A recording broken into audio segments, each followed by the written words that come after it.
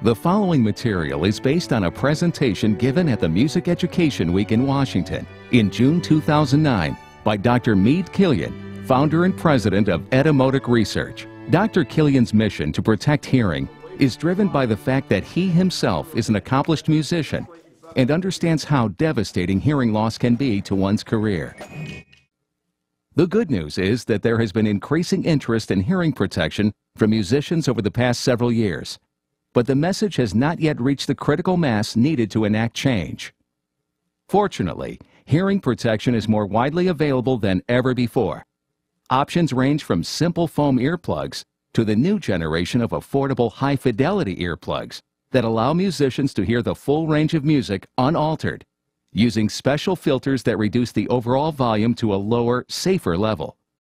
An analogy to risk of hearing damage from overexposure to loud sounds is the risk of skin cancer from overexposure to the sun.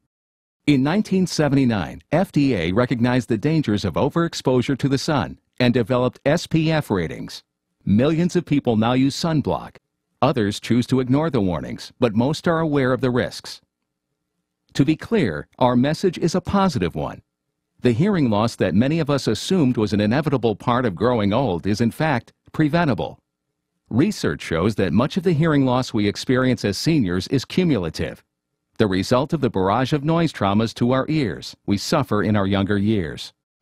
Now let's take a close look inside the ear and show you why a musician's career can be affected by noise-induced hearing loss. What happens when the ear is exposed to excessive noise? The cochlea itself has fluid-filled spaces. The most important space contains the organ of corti, where hearing occurs. Motion of the fluid inside the cochlea causes the receptor cells to fire and send impulses along the auditory nerve to the brainstem and then to the brain. When sound pressure is too high, these tiny sensitive hair cells become limp, like spaghetti, as shown here. Most of these hair cells may recover, but with excessive exposure some of them will die, resulting in hearing loss. There are about 15,000 of these hair cells in the ear. When these hair cells are destroyed, they don't grow back. In a worst-case scenario, let's imagine you lose 2 hair cells a day from hammering, factory work, a loud concert, or playing drums. You would lose about 700 hair cells per year. After about 20 years, it is quite possible you could have little hearing left at all.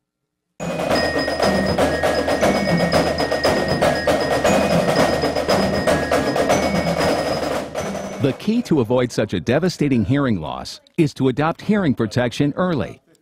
Interviews with drumline students from Hoffman Estates High School in Illinois revealed that they were not fully aware of the risks of hearing loss or the benefits of hearing protection.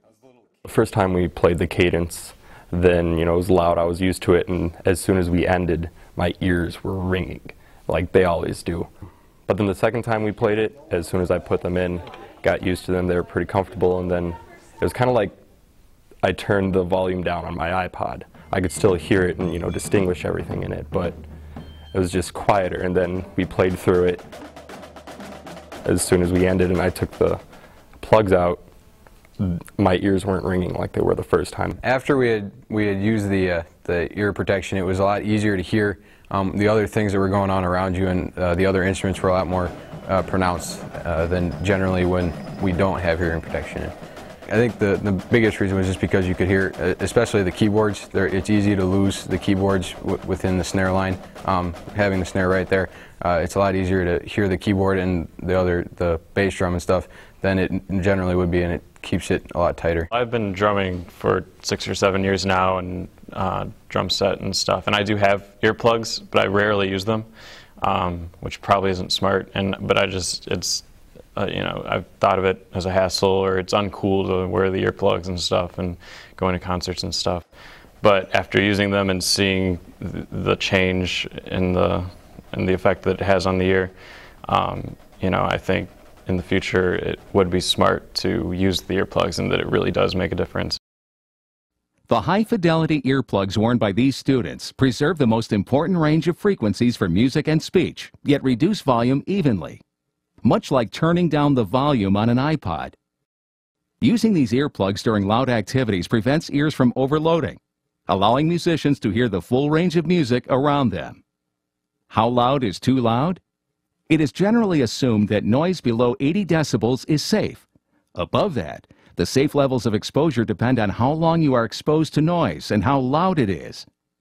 For every 3 dB increase in sound above 85 dB, you need to cut the time your ears are exposed by half.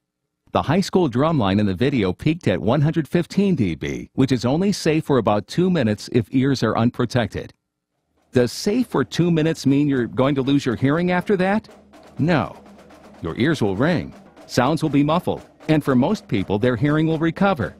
But repeated exposures at that level will begin to take a toll. All musicians, classical, jazz, and rock run a higher than average risk of excessive exposure than does the average music listener. The earplugs used by the students in the video reduce noise by 20 dB. So, if we reverse the formula we used before, and for each 3 dB you decrease sound, you could double the time you're exposed to excessive noise.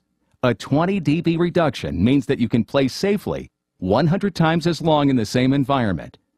That means 25 safe hours at 100 dB instead of 15 minutes. Of course, the classroom is not the only place where earplugs can protect your hearing. Let's close with a quiz.